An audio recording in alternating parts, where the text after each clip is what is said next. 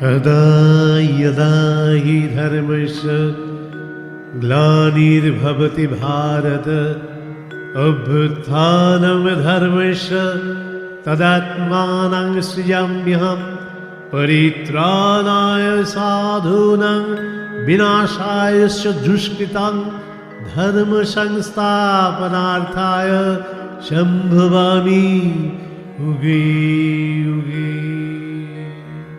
জয় রাম। পরম গুরু সদ্গুরু শ্রী শ্রী রাম ঠাকুরের স্বহস্তে লিখিত পত্রাংশ বেদবাণী থেকে পাঠ।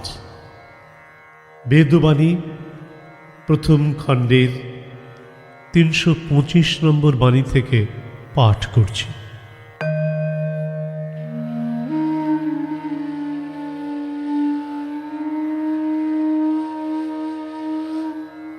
অদৃষ্ট চক্রে নানান অবস্থায় ফেলিয়া কেবল জীবগণের কষ্ট দিয়া থাকে, তজ্জন্য ভয় করিতে হয় না। ভাগ্যে যাহা আছে তাহাই হইবে জানিয়া ধৈর্য ধরিয়া সর্বদা ভগবানের নামে রুচি দিবার চেষ্টা করিতে হয়। ভগবান ভিন্ন এই সংসারের তরঙ্গ জ্বালা মোচনের আর উপায় নাই। অতএব দিবানিশি নাম করিবে। ভগবানেতে আর তাহার নামে ভেদ নাই জানিয়া লইতে হয়।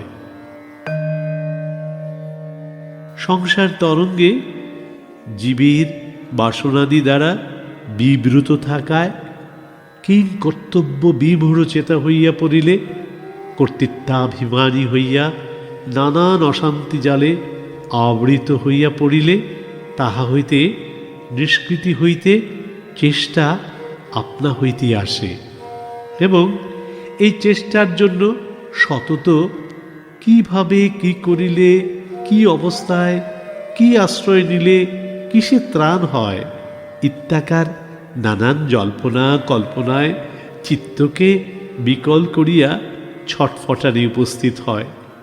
সেই অবস্থার নাম আর্ত জিজ্ঞাসু বলে।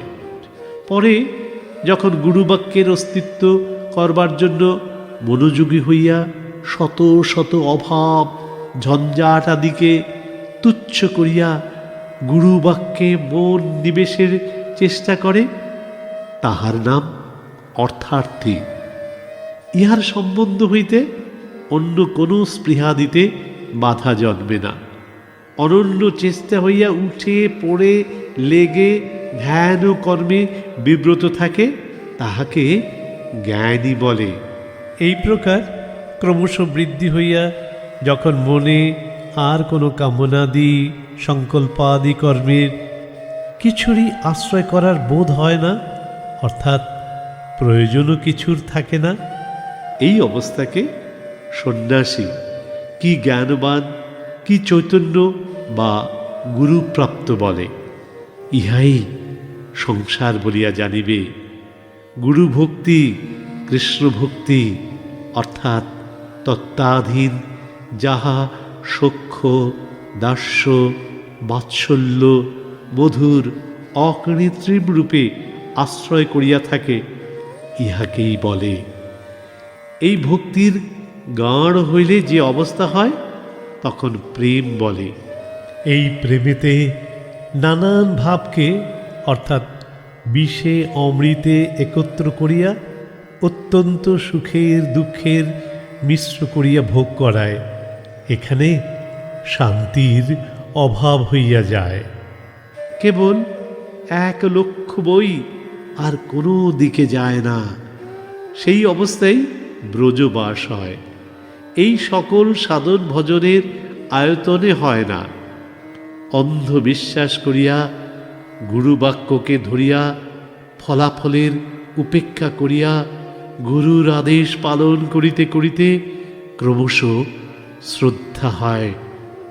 পরে ক্রমে অন্যান্য ভাবের সম্মিলন হইতে থাকে। গুরু ভক্তি সুদুর্লভা গুরু ধ্যানং তথা নিত্যং দেহি ব্রহ্মময় ভবেৎ ইত্যাদিতে প্রমাণ করিয়া গীতায় কর্মযোগের ব্যবস্থা সম্পাদন করিয়াছেন।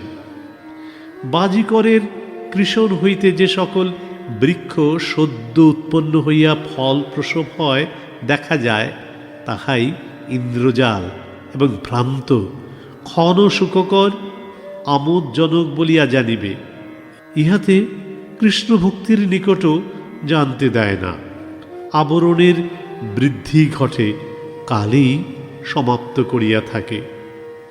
সেই দিকে লক্ষ্য না করিয়া গুরুর বাক্যে ভরসা করিয়া থাকিবার চেষ্টা করিয়া যাইতে যাইতে দেহ মুক্তির সঙ্গে সঙ্গে সকল চলিয়া যাইবে। গুরু উদ্ধার করিয়া ব্রজের পরিকর ভাব সাগরে ডুবাইয়া ভগবানের সমীপন্থ করিয়া প্রেম ভক্তির আবরণ দ্বারা সেবায় নিত্য বন্ধন করিয়া দিবে, ইহা নিশ্চয়। বর্তমানে প্রারব্ধের কর্মের জন্য মধ্যস্থ থাকিয়া যথাসাধ্য গুরুর আদেশ পালনে যত্নবান হইতে থাকো। কালে সকলই পাইতে পারিবে, গুরুই উদ্ধার করিবেন।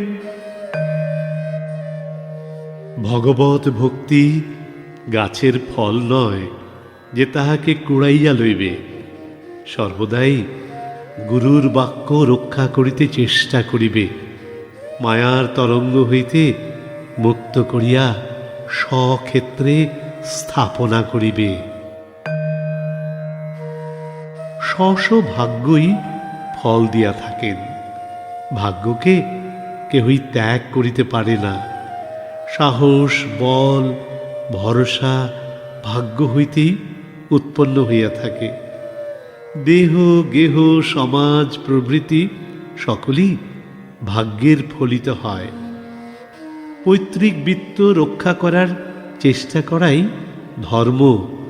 সত্যকে সর্বশক্তিমান মনে করিবে। ভাগ্য বন্টন করি সত্য হইতেই হইয়া থাকে। যাহা ভাগ্যে আছে তাহা সর্বত্রই সমানভাবে ঘটিয়া থাকে। সত্যনারায়ণের ব্রত করিলে ভগ্নাংশ সকল আবরণ শূন্য হইয়া যায়। জগৎ মায়ামুগ্ধ আচ্ছন্ন থাকায় জীব স্বভাব উদয় হইয়া দুঃখ সুখ তরঙ্গ হইয়া থাকে। এই মায়া ভ্রান্ত তরঙ্গ হইতে উদ্ধারের উপায় একমাত্র পতিসেবা। পতিব্রত ধারণ করিয়া অনন্য চিন্তা স্বভাবের গোচর করিয়া লয়, নিত্যানন্দী পদে আচ্ছন্ন করিয়া তোলে। ইহা বই ওই মায়া শৃঙ্খল মুক্তির আর কোনো সম্বল নাই। অকর্তা বুদ্ধি জগৎ মুক্তি করিয়া থাকে। সর্বদা সংসার মায়াময়, ভ্রান্তিসূচক। যাহা যখন ভাগ্যক্রমে উপস্থিত হয় তাহাতেই ধৈর্য হইয়া থাকিতে চেষ্টা করা জীবপক্ষে যত্নশীল। সংসার মায়াময়, ভ্রান্তিজনক। সুখের জন্যেই জগৎ বাসনা জালে আবৃত। সুখের পর যে দুঃখ, তাহার প্রতি লক্ষ্য রাখে না বলিয়াই ইতস্তত ভ্রমণ করিয়া থাকে। স্বভাববশত যাহা উৎপন্ন হয় তাহাতেই, অর্থাৎ সেই ভোগান্তেই মুক্তির কারণ হইয়া থাকে। কর্তৃত্বাভিমানী হইয়া মুক্তির ইচ্ছায় উগ্র তপস্যা আদি করিলেও মুক্তি পাইতে পারে না, কারণ প্রারব্ধ ঋণ দায়ী করিয়া রাখে।